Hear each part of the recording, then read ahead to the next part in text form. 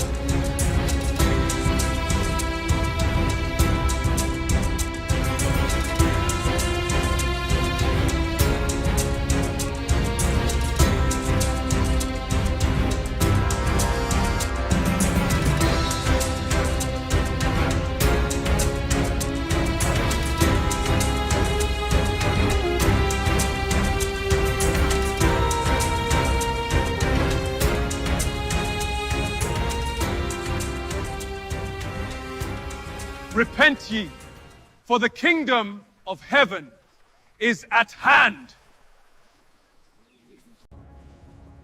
This is such a beautiful day, my love.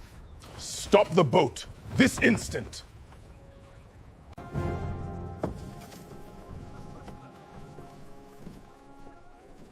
Must you always observe that man? Herod, it is not lawful for thee to have thy brother's wife. I would rid of him myself if my husband does not fear him and gladly hear his words.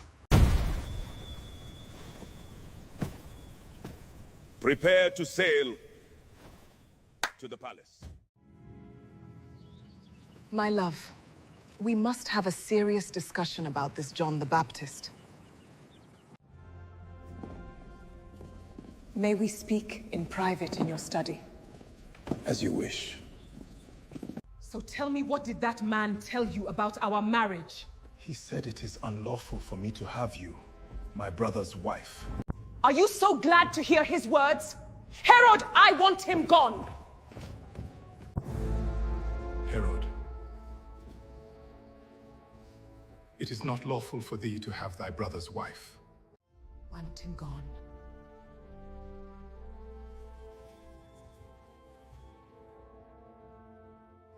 On behalf of myself, for my wife's sake, you your men find John the Baptist and bound him in the prison. Yes, sir. On behalf of Herod, for his wife's sake, you are sentenced to prison.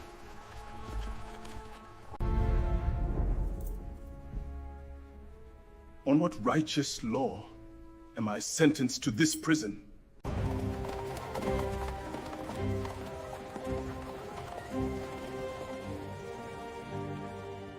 It's Herod's birthday and he is having a supper.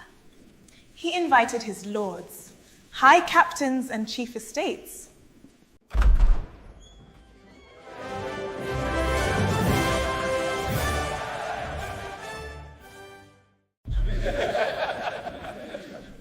Attention! Herodias' daughter will present a dance for the king.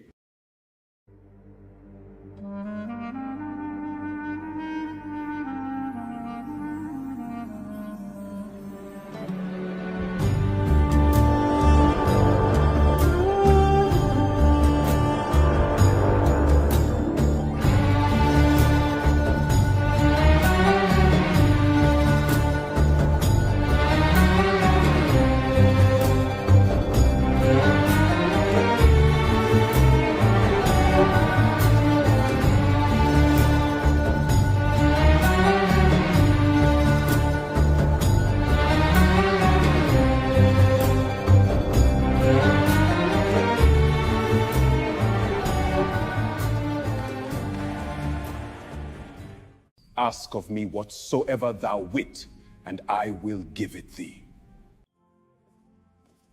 What shall I ask? The head of John the Baptist. I will thou give me by and by in a charger the head of John the Baptist.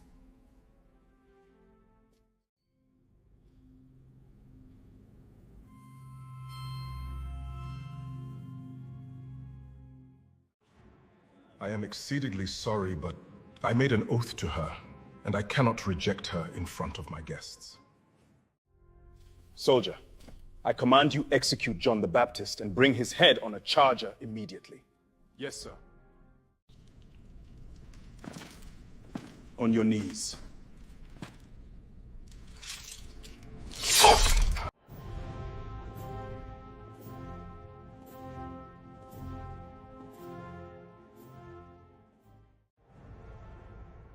Thank you. My mother will be well pleased. Mother, the head of John the Baptist.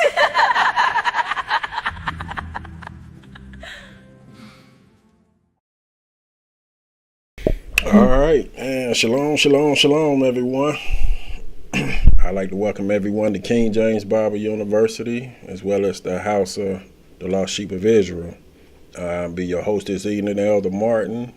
So we back with picking back up on this lesson.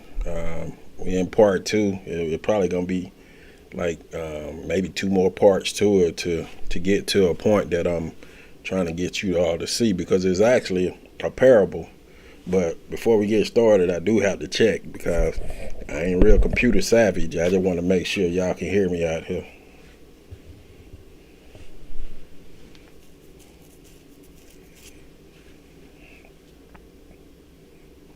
Okay, cool. All right, I appreciate it. So, yep, we back at this lesson, and we gonna keep pushing. But as we always do, I want to make it clear here, to state our position here at King James Bible University, as well as the House of the Lost Sheep, and every channel that falls under that banner. We are in no wise affiliated with any Christian organization, any Black Hebrew, Israelite, Christian, street camp, or any other religious group. We don't exchange any information or resources with any of them. Only thing we do, we actually just stand firmly against anything that they do, because everything they do actually just contradicts, the pure word of Jehovah.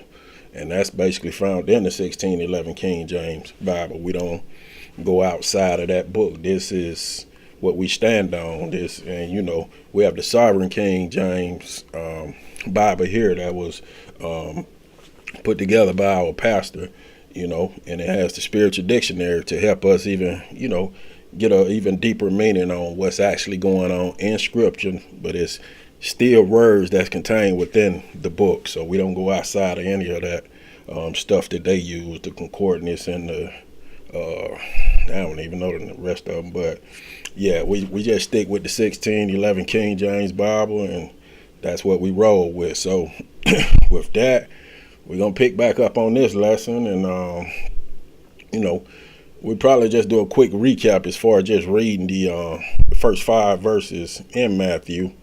And with that, it's more so we know the whole Bible is one precept, right? And y'all always hear that, but we also know that this Bible is spiritual. So with that, even just going through what I'm going through, it's a parable, and you should basically, when I'm speaking on things, you have to see, yourself in this. And that's basically how I'm trying to bring it out, so you can actually see certain things, how they move in the spirits and all of those things. So I want to bring that little point out first, so then it'll kind of help you as we go forward in this lesson. So I'm going to go ahead and get the Bibles up, and we're going to go ahead and get started in it. So hold on one second. All right, so make sure. All right, we good. So we're going to jump straight into Matthew 14, and then what we'll do, we'll go to, we'll start as the recap. We'll more so just start at verse 1, and I just read 1 through 5, so we can just, remember what, when we first did this lesson, what it was based on, and then we'll pick up on the verse that we need today. So, and so we'll just start at Matthew 14, verse 1 through 5. It says, "At that time, Herod the Tetrarch heard of the fame of Jesus, and said unto his servants, This is John the Baptist. He is risen from the dead, and therefore mighty works do show forth themselves in him. For Herod had laid hold on John and bound him and put him in prison for Herodias' sake, his brother Philip's wife. For John said unto him, It is not lawful for thee to have her. And when he would have put him to death, he feared the multitude, because they counted him as a prophet. So we can see, he was torn between people, and he was torn between someone that he knows is actually speaking truth. So this is the dilemma when we actually, even looking at ourselves. So this is something that we have to really pay attention to, because it's going to bring a whole lot out today. So now today, we'll be starting at verse 6 actually, and then we'll just keep digging down until, to try to get you some understanding on what's actually going on within this parable. So now verse 6, I'm going to highlight it. All right. Make sure it's big enough. Oh, that's too big. All right. Matthew chapter 14, verse 6. It say, But when Herod's birthday was kept, the daughter of Herodias danced before them and pleased Herod. So this is we already can see that this a problem right off the rip, because we see that it's Herod's birthday. And if we do remember, from the last time, Herod means the glory of skin. And so that's letting something ain't, already then and there that, something ain't gonna jive right. When you got the glory of skin holding the birthday, yes, a lot of bad can go with that. So, and we seeing this, so we can see basically in this verse, where it say Herod's birthday was kept, the daughter of Herodias dance, and that dance is real important. You know what I'm saying? She danced before him more so. I want to pull some just to kind of get you to see how this dance can actually move, and we'll just keep pushing. So we're gonna go to Jeremiah right quick. Jeremiah. We'll pull Jeremiah chapter 31.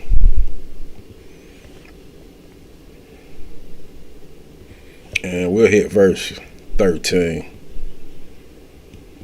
Let me highlight it. Okay. It say, Then shall the virgin rejoice in the dance, both young men and old together. For I will turn their mourning into joy, and will comfort them, and make them rejoice from their sorrow. So we can see this dancing, right? It's an expression, but well, we'll just put it like this: when it's dealing with Jehovah, it's an expression of joy. But when you dancing according to the world, that's something that's temporary, and we're gonna kind of get into that, right? So even looking back over here, she danced before him and she pleased Herod. So when you please somebody, it's more so brings in this certain satisfaction. And I'm gonna show something basically on that right quick. We'll go to Galatians. We'll hit we'll go to Galatians chapter 1,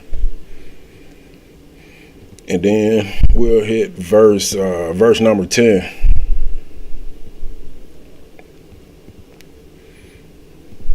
It said, For do I now persuade men or God, or do I seek to please men? For if I yet please men, I could not be a servant of Christ. So this is actually what's going on. You can see that this please it brings in a certain satisfaction.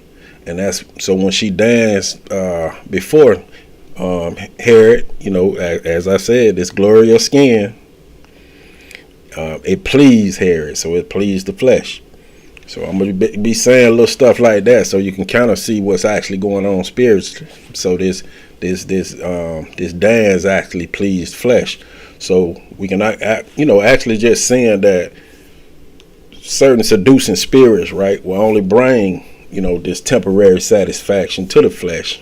And that's actually what went on within this dance. So when we look back at Matthew 14:6 over here, you can see this actual dance of Herodias' daughter. It was almost like this form of hypnosis, right? You can call it that in this day's time.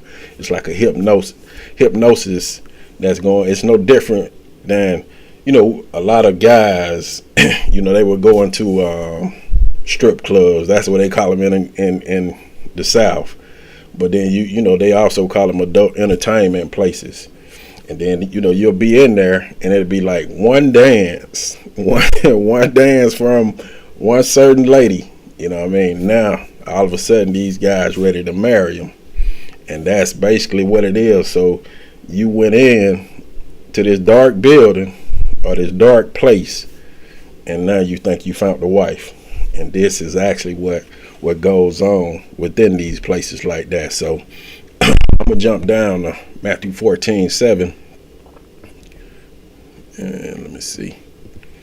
Matthew 14:7, it say, whereupon he promised with an oath to give her whatsoever she would ask. So that's a dangerous move right there. You know what I mean? He promised her with an oath to give her whatsoever she would ask. So now you can see that Herod, we'll just put that, or you can say this Gloria of skin, was overtaken by the desires of his heart. And we already know that was flesh driven, and he gave an oath to the daughter. But now I want to bring something out, because when we look in the spiritual dictionary, because I just basically wrote them out, and I just call it out. When you look in the spiritual dictionary, right, and you see daughter, right, daughter will be offspring. And then also in the spiritual dictionary, you'll see the offspring, which will be a descendant or seed or children. So I repeat that. Offspring will be descendant, seed, or children. So you can look at that functioning as the works of something. So now you have this daughter, which is the offspring. It's the works of something. So this daughter actually is the works of her mother. So they basically run hand in hand. If you know what I mean, I'm trying to just go as slow as I can. So this daughter, the mother, she basically, her works is the daughter, and that's basically what's going on here. So they actually have Herod, meaning this is Gloria skin. They got him hook, line, and sinker. That's for the fishing folks. They basically put the hook in him, and they dragging him to a place that he is no coming back from. So, and we have to understand that. So he should understand what's going on, but he actually don't. He's being pulled in a way where, and I can't just say it's his fault. I mean, just their fault, but he plays a big part in that. And I want to show you something right quick. We're gonna go to Leviticus. We'll take it to the law, and we'll pull Leviticus chapter 5, and let's hit verse 4. Because we see, he made an oath, but I want you to see something. It says, or if a soul swear, pronouncing with his lips to do evil or to do good, whatsoever it be that a man shall pronounce with an oath, and it be hid from him when he knoweth of it, then he shall be guilty in one of these. So we see the law actually convicting him. No, it actually convicts knowingly or unknowingly. And this spirit, like I said, this spirit that the Gloria skin is joined to is actually Herodias, and that's actually how everything moving at this point. So I want to get you to really understand, the law always going to expose us, whether we do something intentionally or not. And that's something that we have to always remember. So I'm going to pull some in Ecclesiastes.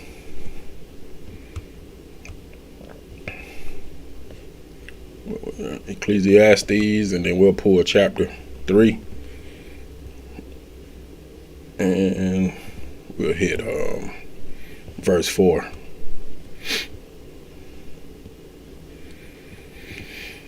And it tells you it's a time to weep, and a time to laugh. It's a time to mourn, and it's a time to dance. So, and we know not all expressions are the same. You know what I mean? And that, what I mean by that, as I said earlier, all dances are not equal. Some are joy, and you know what I mean, some are temporary. So we have to be careful with that. And we're gonna go over to Isaiah. I'm gonna pull something in Isaiah right quick. We're gonna go to Isaiah 13.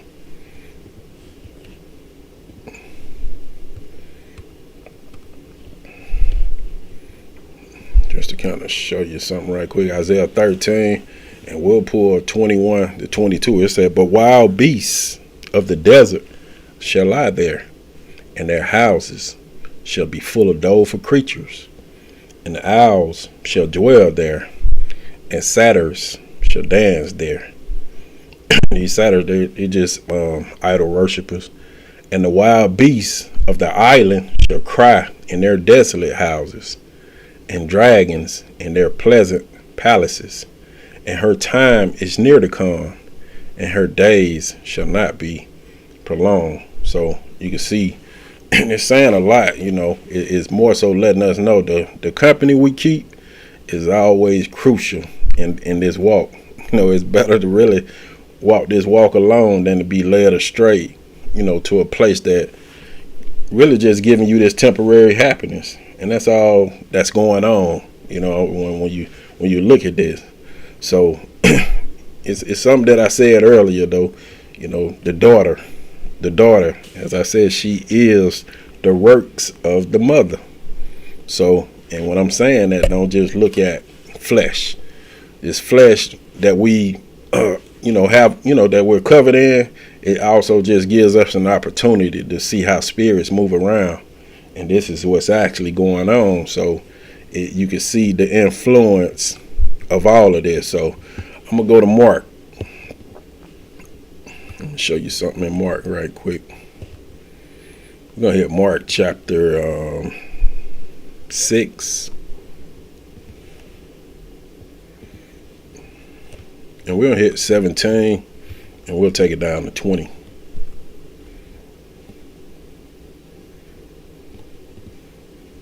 Mark 6, 17, 20. It said, "For Herod himself had sent forth and laid hold upon John," meaning the one that has been gracious, "and bound him in prison for Herodias' sake, his brother Philip's wife, for he had married her." So he joined to that spirit. "For John had said unto Herod, It is not lawful for thee to have thy brother's wife. For that reason Herodias had a quarrel against him, and would have killed him, but she could not. For Herod feared John, knowing that he was a just man and holy, and observed him. And when he heard him, he did many things and heard him gladly." So you can see he's torn.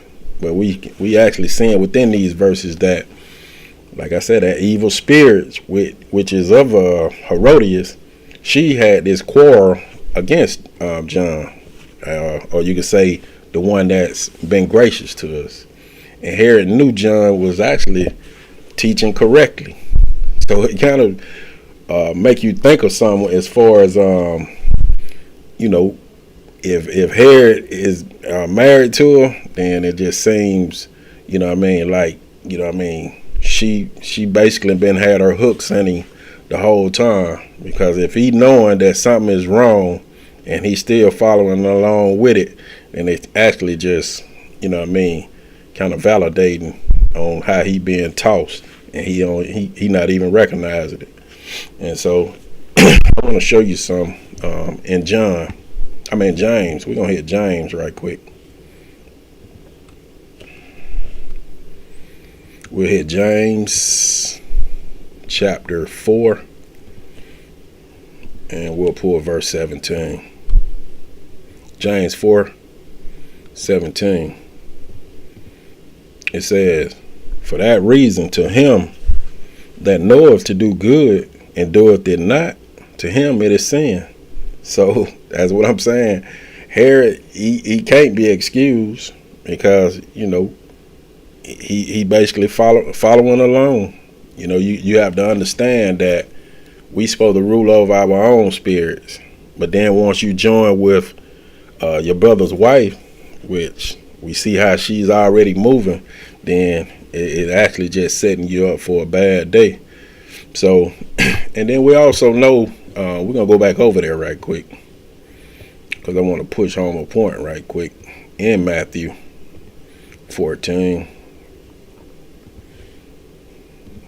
And then we'll hit 6. It say, but when Herod's birthday was kept, the daughter of Herodias danced before them and pleased Herod. So this brings up a a real big question. You know, should we be celebrating birthdays? You know, and because, and well, matter of fact, that's a question to all of us. You know, should we be celebrating birthdays? Because a lot of us, you know, I'm gonna ask y'all this: when a lot of us used to celebrate birthdays, right?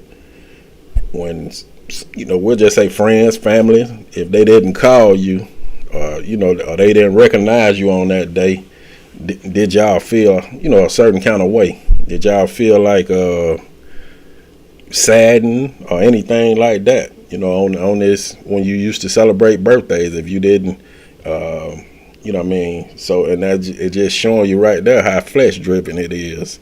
You know, somebody don't call you, now you like, oh man, I ain't messing with them no more. You know, and that's just how a lot of people were.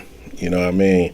And I'm gonna just say a lot of people still are today, because I can't say, you know, everybody stopped celebrating birthdays, but it just showing you how flesh driven it is, because you don't get recognized on that day. So, and that takes me where I want to pull a this famous birthday in the Bible.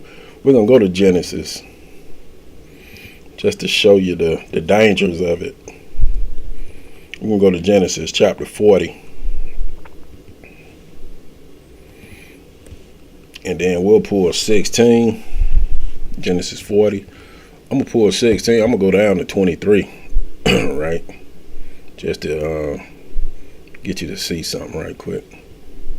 Let me I'll take it to 23. Alright. Genesis 40, 16 to 23.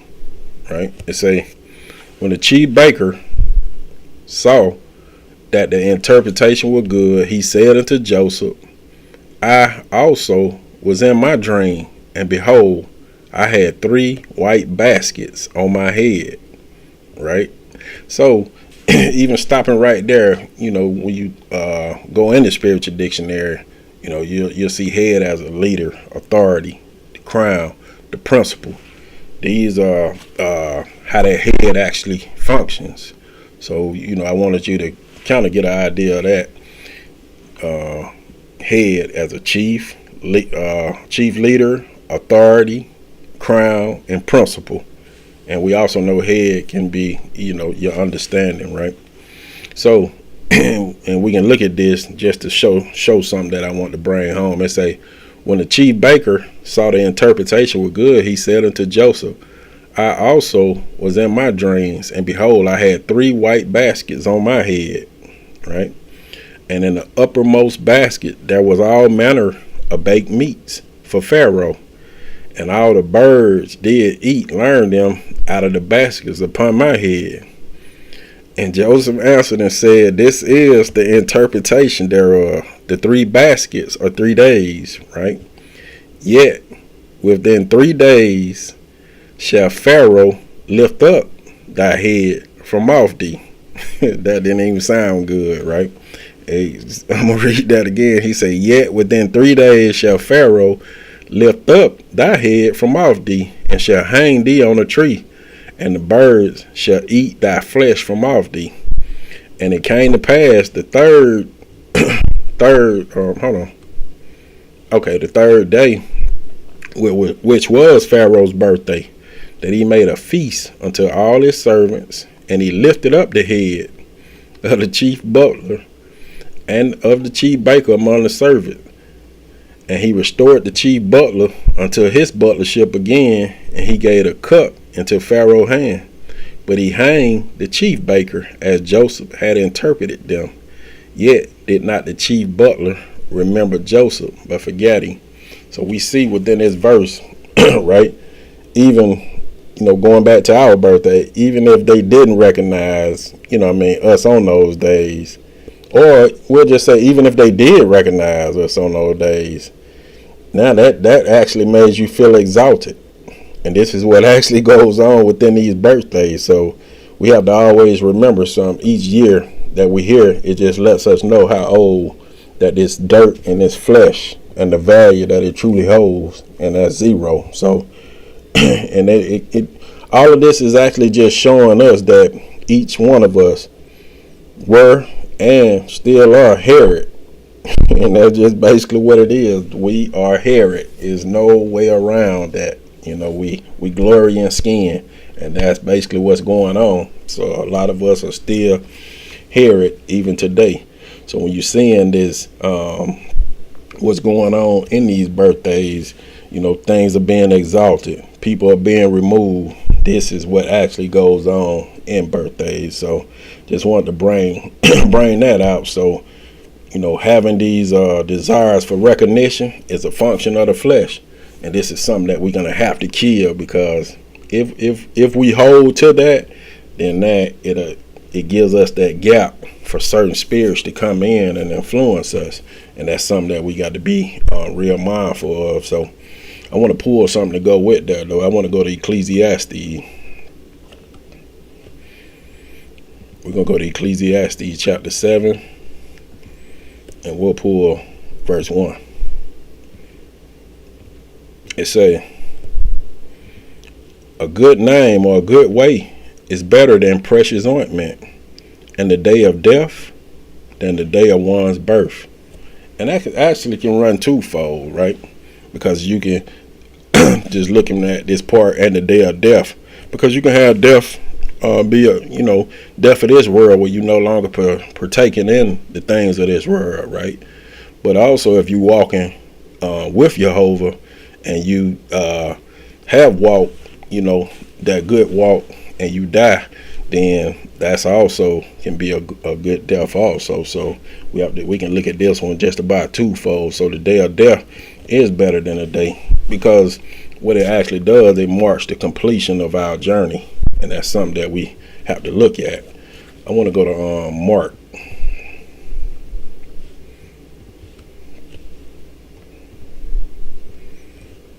We'll pull Mark, and we'll pull Mark chapter 4, and we're gonna hit Mark chapter 4, and then we'll do 8 and 9. Hold on. Am I at the right one? Okay. Yeah, Mark 4, 8 through 9. It says, and other fell on good ground and did yield. Hold on, I did the wrong one. Sorry about that. I knew I was wrong. It's Matthew. Sorry about that. Y'all can clear that out. Matthew 4. Matthew 4, 8 and 9. It say, again, the devil taketh him up into an exceedingly high mountain, and showeth him all the kingdoms of the world, and the glory of them, and said unto him, all these things will I give thee, if thou wilt fall down and worship me. So we see this is like I say, a big part of Herod, meaning us. I'm gonna keep saying that, because it's the glory of skin. We got to shake that, and it's something that I brought out when we did the Who Is Like God series, that system, that dragon system. And that's basically what, the glory of skin actually enjoys. It glorifies the flesh. And it's because we have to remember something, right? And I know a lot of people been teaching on it, You know, yeah, we'll just put it like that. That Nimrod function, right? It's something that we're born with. It's already embedded in us, right? It's almost like this internal drug that, you know, we all gonna have to be weaned from, and it keeps us addicted to this system.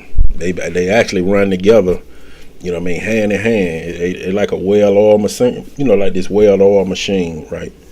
So when you're dealing with this dragon system, you got the Nimrod function. These are, they run together to basically just really take you on out. So I want to show both of them in action, though, just to show exactly what I'm speaking on. So we're gonna go to Revelation. I want to show you something. We're gonna go to Revelation.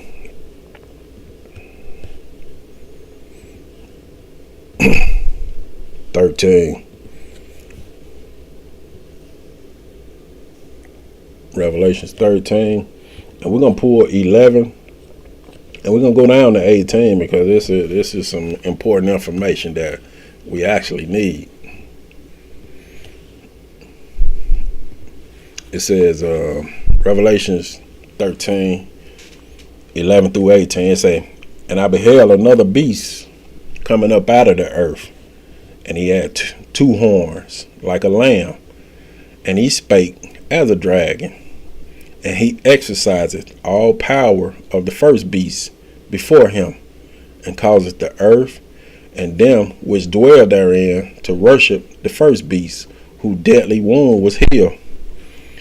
And he doeth great wonders, so that he maketh fire come down from heaven on the earth in the sight of men." I'm gonna stop right there, because I remember when I was when I put this verse in, it had me to think on some, because I know my wife, she gonna be laughing, but you know, we visited a church my mom was going to, and the guy, you know, he had wheelchairs and crutches and all that in the ceiling, like he was actually making people walk, you know, and it was actually so crazy.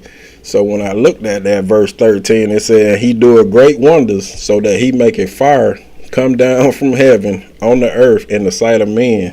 So it's basically this illusion that, you know, these fake preachers and all of that are do. It's all a deception to get you to worship within that system, right? And then verse 14, it say, "And deceiveth them that dwell on the earth by means of those miracles," which that's something else, "which he had power to do in the sight of the beast, saying to them that dwell on the earth that they should make an image to the beast, which he had the wound by a sword, and did live.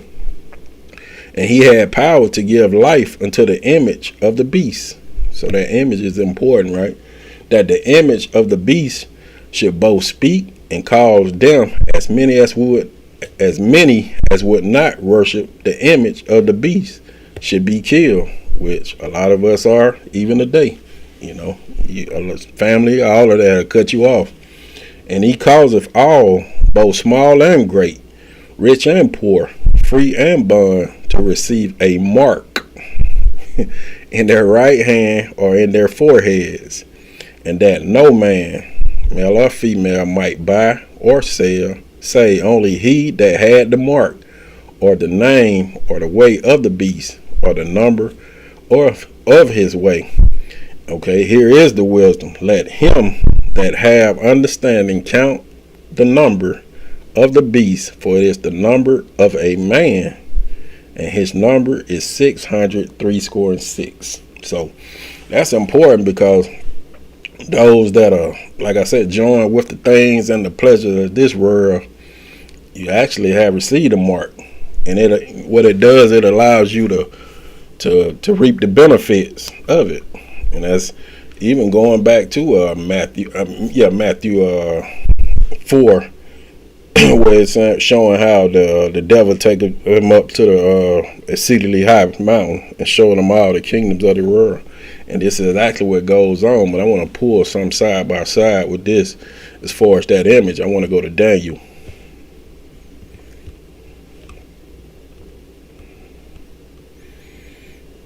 We're going to pull Daniel chapter 3. And we'll hit 1 to 3.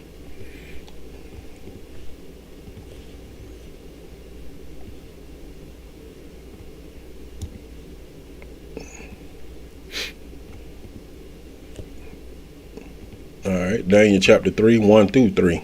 So it said, Nebuchadnezzar, the king, made an image of gold, whose height was 60 cubits, and the breadth thereof 6 cubits.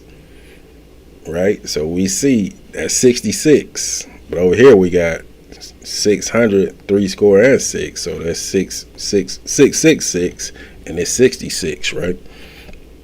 So whose height was 60 cubits, and the breadth thereof 6 cubits.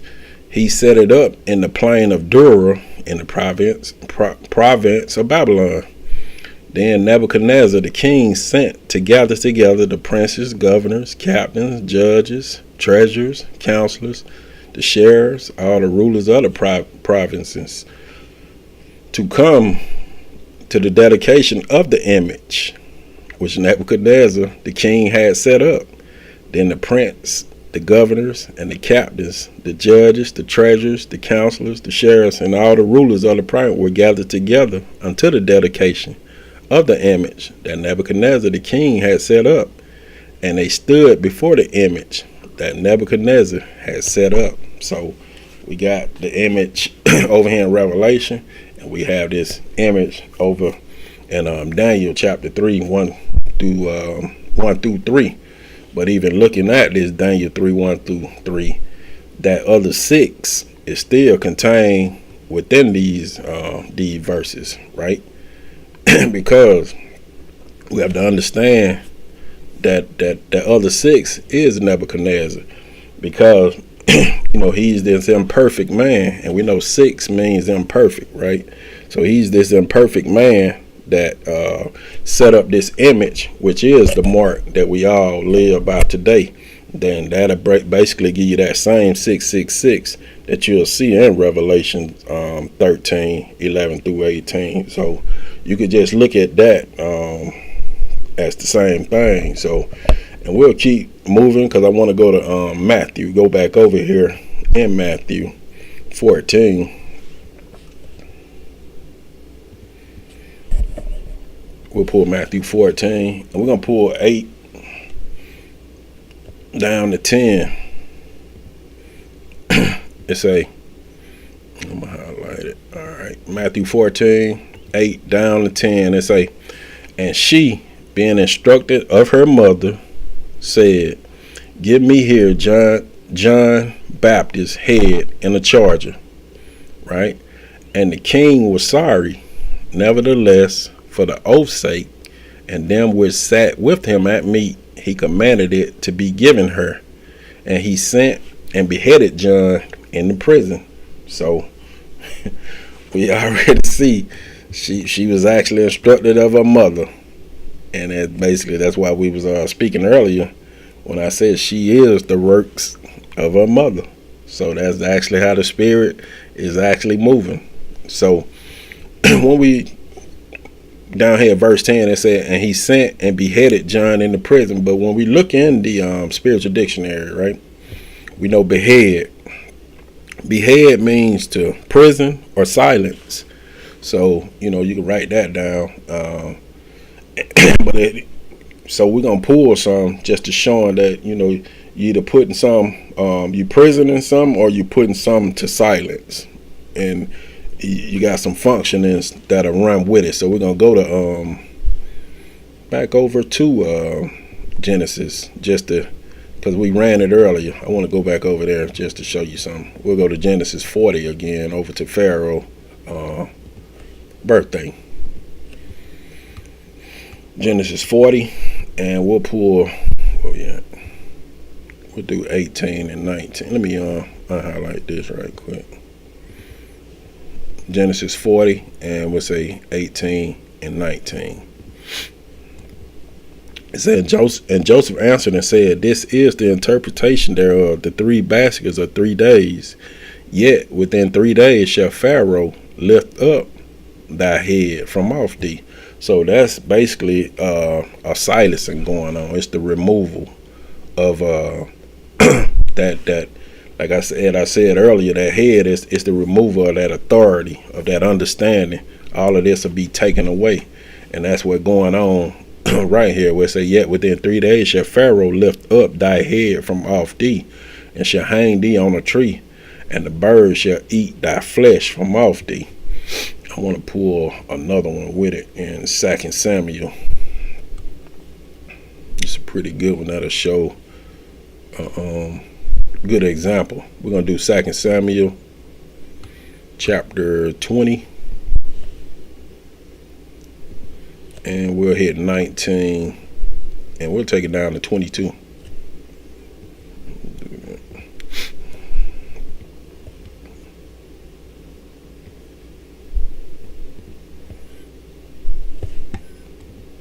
And say, I am one of them that are peaceable and faithful in Israel. Thou seekest to destroy a city and a mother in Israel. Why wilt thou swallow up the inheritance of the Spirit of God? And Joab answered and said, far be it from me that I shall swallow up or destroy. The matter is not so, but a man of Mount Ephraim, Sheba, the son of Bichri, by name, by way, have lifted up his hand or his power against the king, against David. Deliver him only, and I will depart from the city. And the woman said unto Joab, behold, his head, right? Showing that his head, his authority, his understanding, all of these things will be thrown to thee over the wall. Then the woman went unto all the people in her wisdom, and they cut off the head, meaning they removed the authority of Sheba, the son of Bichri, and cast it out to Joab. And he blew a trumpet, and they retired from the city, every man to his tent. And Joab returned to Jerusalem unto the king. So we can see, and we have to always remember, beheading. When you behead someone, it can be seen as a instrument, a punishment. But it's also, in the case of John, it shows a suffering, for the sake of righteousness. And because he did what he was supposed to do, but other forces, wanted to, silence a certain voice, and we'll just continue to move forward. And that's basically when we think about the silencing of a voice, and that's why even if you look at the thumbnail, it has a question mark. So, but we're gonna keep moving, because we'll get to all of that. So you can see back over here at Matthew 14:8-10, and it's saying, she being instructed of her mother said, give me here John Baptist's head in a charger. And the king was sorry, nevertheless, for the oath's sake, and them which sat with him at meat, he commanded it to be given her. And he sent and beheaded John in the prison. So you can see this manipulation that actually went on, it was carried out actually by the mother through the daughter.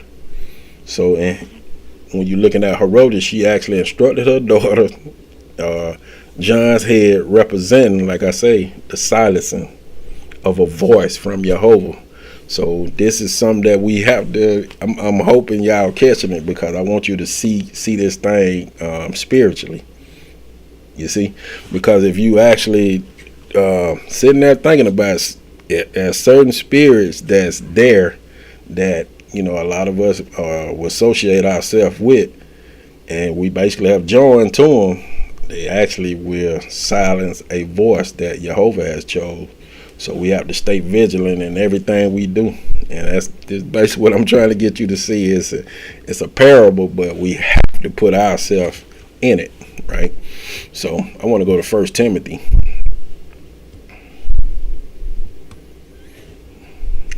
First Timothy. And we're going to pull chapter 4.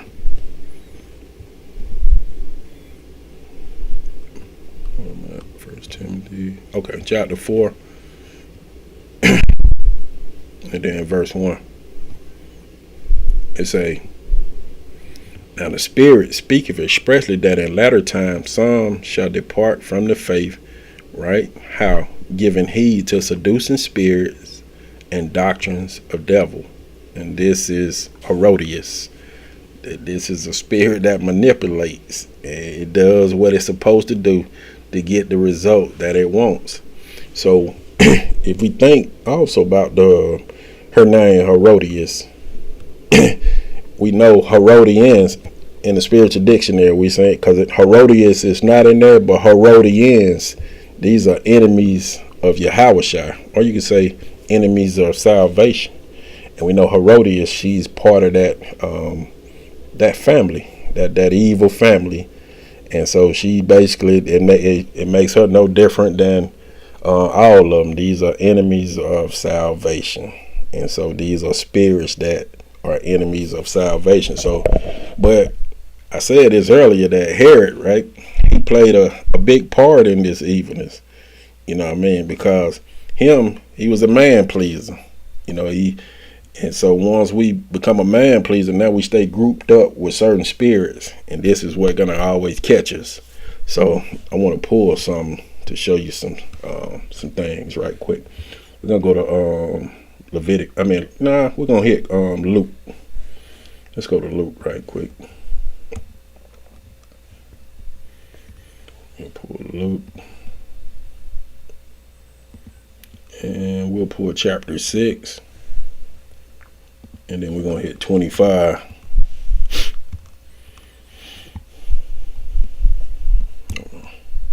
We'll do 25. And we'll hit 26 with it. It says, woe unto you that are full, for ye shall hunger. Woe unto you that laugh now, for ye shall mourn and weep.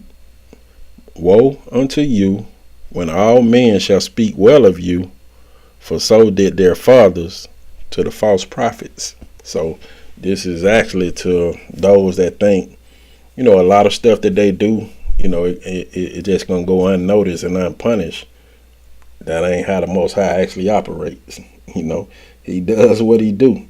So if we just feel like, we doing one thing and everything is just hunky dory, nah, that ain't gonna fly. He'll just God. So I want to pull something also in Galatians. We go to Galatians chapter 1 and then verse 10.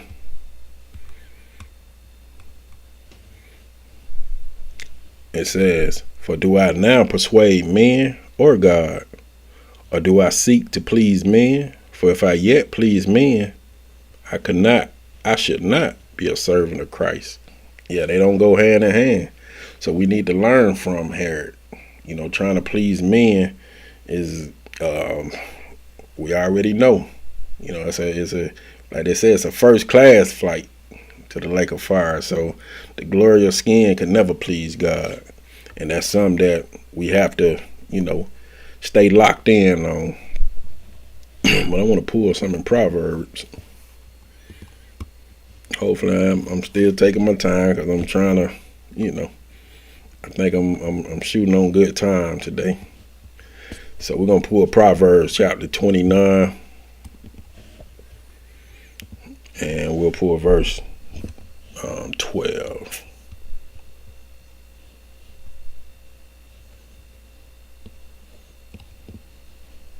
All right. It say, if a ruler hearken to lies, right, which we know, we just gonna say Herod, which is us, right? If a ruler hearken to lies, all his servants are wicked, and that's all our members. So, and we can just keep it at that. But we have to always remember this in Genesis. We'll pull chapter 3. And let's hit 16. And we'll pull D and E. We'll just do that. It say, and thy desire shall be to thy husband, and he shall rule over thee. So our desire should be to our husband, and he should rule over us, not flesh, not skin, none of that. So seeking to please, like I said, others rather than God, it actually going to lead us to destruction. So that glory of skin, which is that fleshly pride, like I said, it definitely would never please the Most High. It can only be exalted in this world, and that's only if you're a citizen of this world. So we have to always, see that they go hand in hand. So, and it's something that I pulled out a couple weeks ago, and I want to go to it, just to show this world, this system, and I want to go back to it and touch on it, because a lot of stuff that I do bring out, is all linked together. But I just, speak on it here and now to just let you know, if you actually, well, we'll just say the ones that actually study, if they put them together, it'll link together. Okay, so we're gonna do Revelation chapter 12, and we'll pull 3 through 4. Revelation chapter 12, and then we'll pull 3 through 4. It say, and there appeared another wonder in heaven, and behold, remember, a great red dragon, having 7 heads and 10 horns, and 7 crowns upon his heads, and his tail drew the third part of the stars of heaven, and he did cast them to the earth. And the dragon stood before the woman, which was ready to be delivered, for to devour her child as soon as it was born.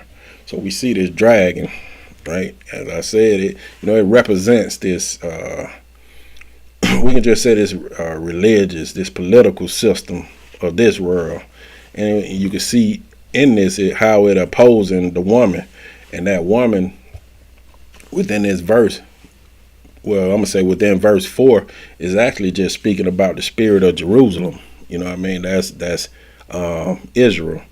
And then it said, and to devour her child, her works. And we supposed to be the works of that spirit, right? So you can see the 7 heads, the 10 horns, all of these are just, I guess you can call them like allegories, like for this, what this dragon or this system actually have. It'll have this complete authority, and they're going to have this strength, this power, all of these things. And they're going to always have, like I said, these works. And we can look at some of the works in Isaiah. I want to show you that right quick. We'll hit Isaiah chapter 9 and 15. It say, the ancient and the honorable, he is the head, and the prophet that teaches lies, he is the tail. So that's that tail that drew the third part. And the tail, like I said, that dragon tail that's drawing the third part of the star is actually just showing just this constant. It's almost like this constant attack, right? That's going on, trying to silence voices. We going to say the voices that actually speaking truth. And when you, like I said, this tail, these are false prophets, like politicians, community leaders, and a lot of them, they be embedded in, we'll just say, in the black neighborhoods, and they make them so-called, I guess you could say, like the mouthpiece of the black community, but they embedded there for a certain purpose. And this is what we have to be careful of. All of this is what's going on within this parable, right? So, and we seen even where it's showing how this dragon, you can always know that it's identified, as the devil, Satan, and it's gonna always have this, this opposition to God's people, because that's the job of it. But I want to show you something in Acts though. On this skin, on this flesh that I keep bringing out. We're going to go to Acts 12.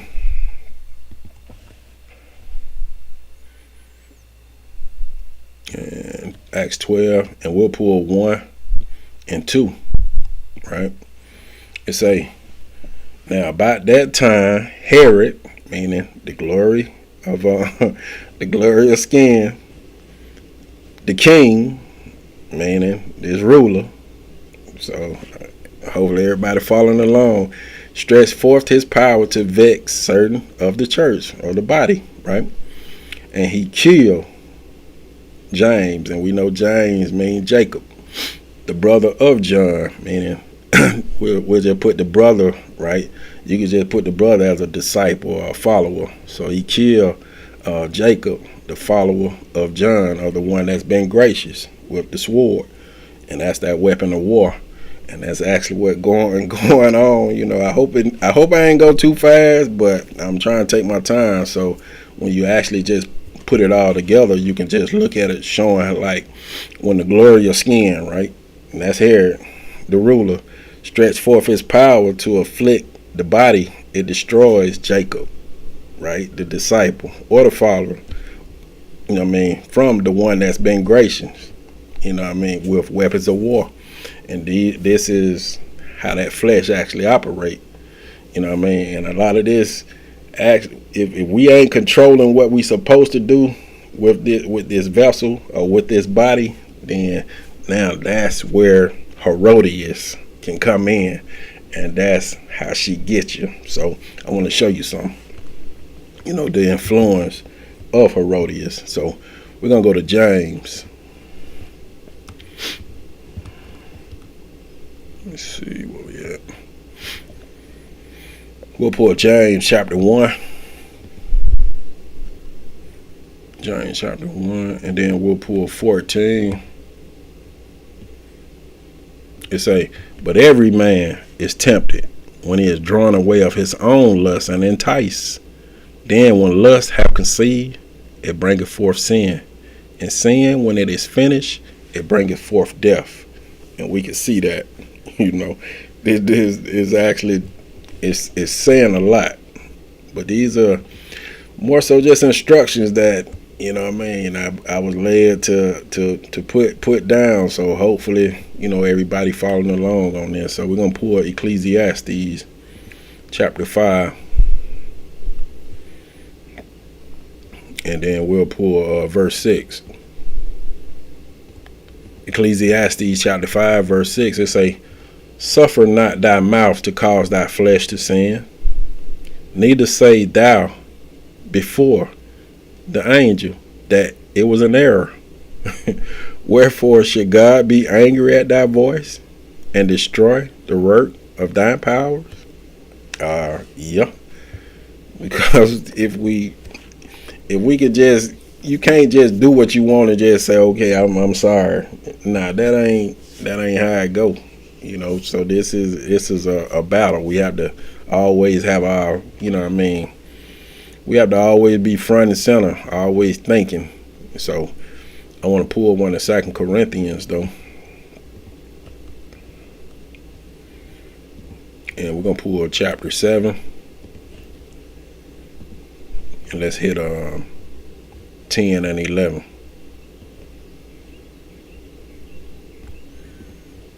It say, for godly sorrow worketh repentance to salvation, not to be repented of, but the sorrow of the world worketh death.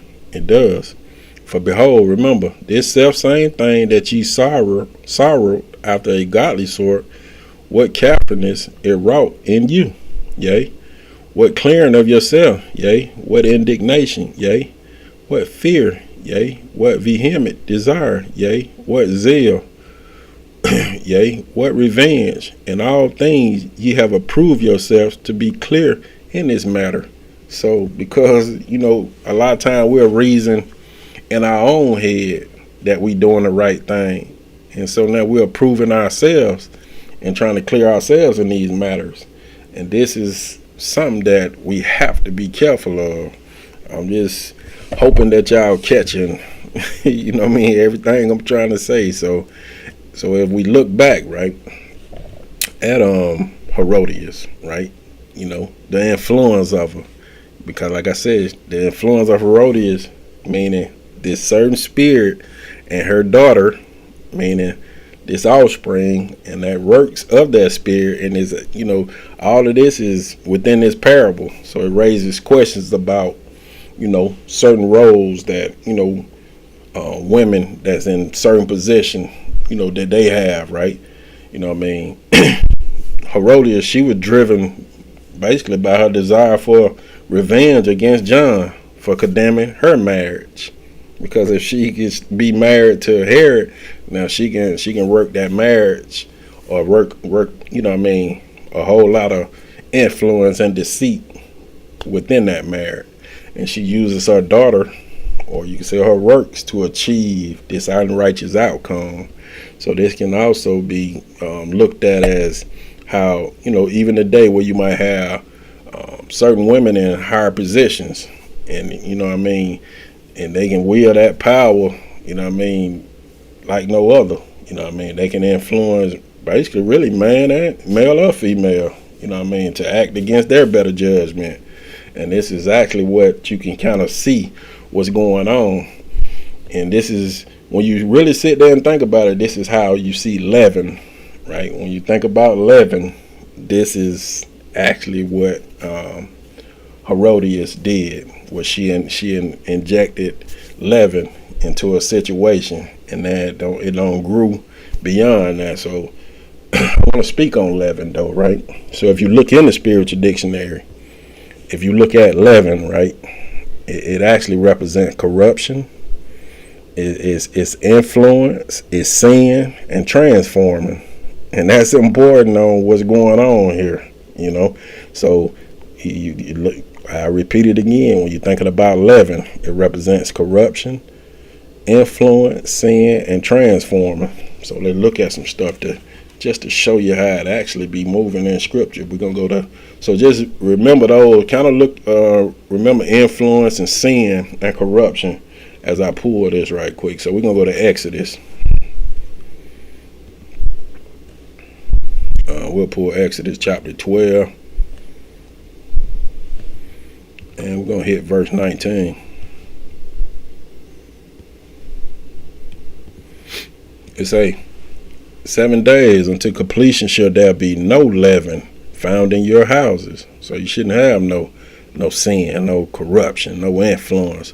For whosoever eateth that which is leavened, even that soul shall be cut off from the congregation of Israel, whether he be a stranger or born in the land. And I want to pull something else with it. Let's go to Leviticus. We're going to pull Leviticus chapter 2. And we'll hit 11 on this one, because all of this is still just speaking on this leaven. Leviticus 2 and then 11. It say, no meat offering which ye shall bring unto the Spirit of God shall be made with leaven, right, with no type of influence. For ye shall burn no leaven, nor any honey in an offering of the Spirit of God made by fire. So this is actually just showing, like, right, bringing something that has this influence inside of the bread, because we know honey, right? Honey carries a sweetness, and that sweetness can influence, right, the taste of the bread. And that's basically how you can get caught up. So you have to be careful. It has to be pure bread, pure flour. And this is how you can see that. But I want to show you something, though. Not just with the bread or anything, but we can look at another one in Numbers to show you all of this still has leaven attached to it. So we're going to go to Numbers chapter 6. And we're going to pull verse 3.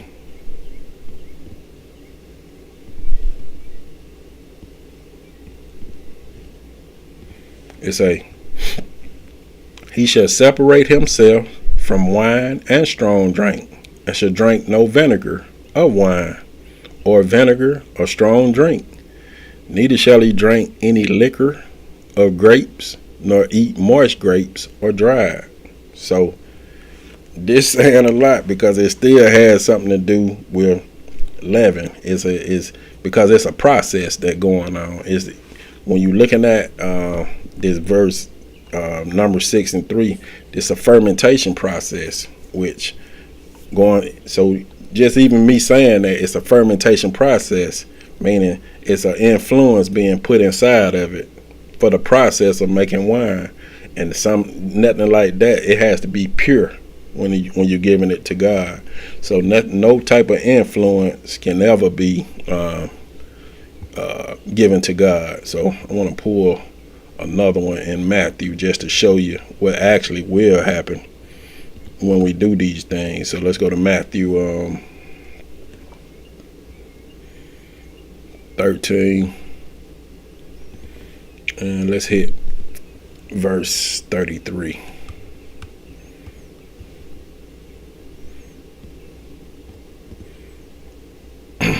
It say, another parable spake he unto them. It say, the kingdom of heaven is like unto a leaven, which a woman took and hid in 3 measures of meal till the whole was leavened. So until the entire thing turned leaven. So it just basically was showing a comparison. It's not saying that the kingdom of heaven is leaven. It was just giving a comparison to show how leaven you can hide it in 3 measures of meal, and then all of a sudden the whole thing turns leaven. And this is actually, we can see how leaven can expand. You can see this different corruption and this spread and influence that can be within that whole, we'll just say, body. So as we get back to Herodias, right, we can kind of go through some stuff right quick. We're going to go to Isaiah just to show how Herodias actually moves, because this is more so something that we got to be real aware of. So Isaiah chapter 4, and we'll pull 1 first. It say, and in that day 7 women shall take hold of one man, saying, we will eat or learn our own bread and wear our own apparel. Only let us be called by thy way to take away our reproach. So we got to be careful of that. We're going to hit another one in Leviticus.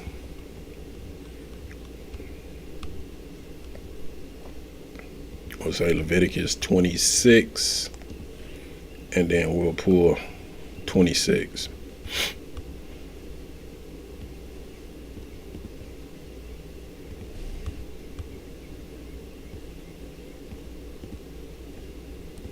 And say, and when I have broken the staff of your bread, right, 10 women shall bake your bread in one oven, and they shall deliver you your bread again by weight, and ye shall eat and not be satisfied.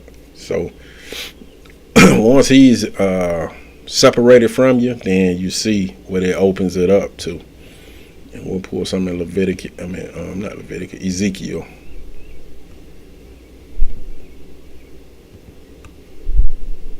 Ezekiel chapter 4, and let's hit 16 and 17.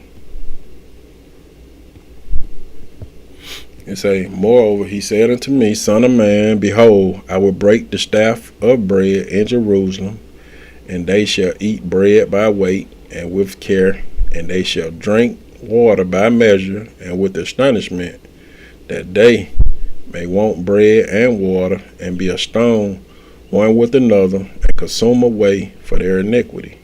And like I said, that's just a departure. Once he's departed from us, then all of this take place. Now we able to be caught up by Herodias, this spirit and the works that she brings with it. We're going to go over to Proverbs. I'm going to pull some over there right quick. We'll pull Proverbs chapter 29, and then let's hit verse 26. 29 and 26.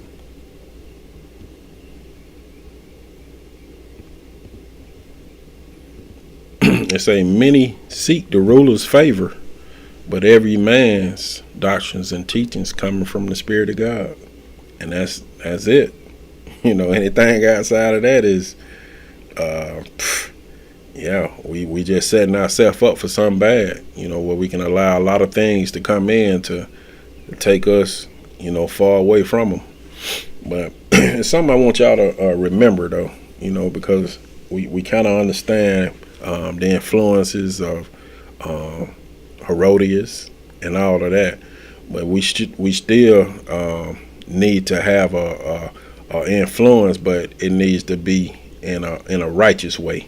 And I want to show you that, as we get kind of closer to getting ready to shut this one down. We're gonna go to Matthew, and we're gonna pull chapter 5, and I'm gonna pull 13 through 16. And this is how we should be operating, right?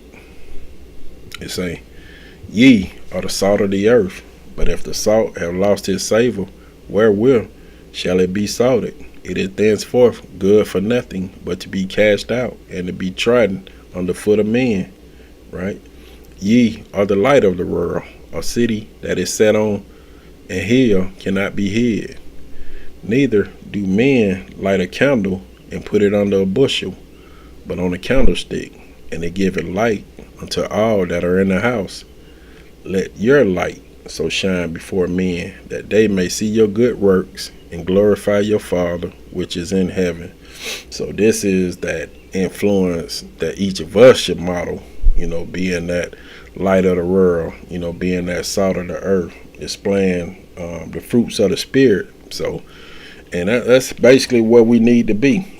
So I'm gonna pull this, something I want everybody to hold on to, as well as be encouraged, because we got to continue to battle.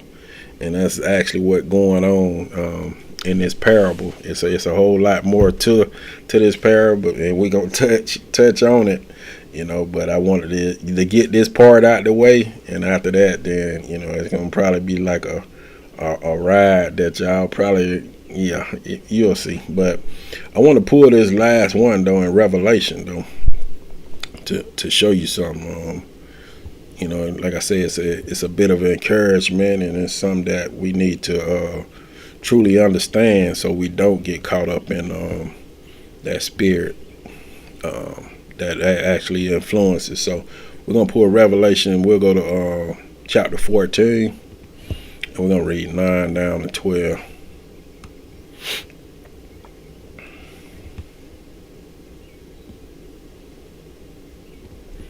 Revelation 14, 9 through 12 say, "And the third angel followed them, saying with a loud voice, If any man worship the beast and his image, and receive his mark in his forehead or in his hand, the same shall drink of the wine of the wrath of God, which is poured out without mixture into the cup of his indignation, and he shall be tormented with fire and brimstone in the presence of the holy angels, in the presence of the Lamb.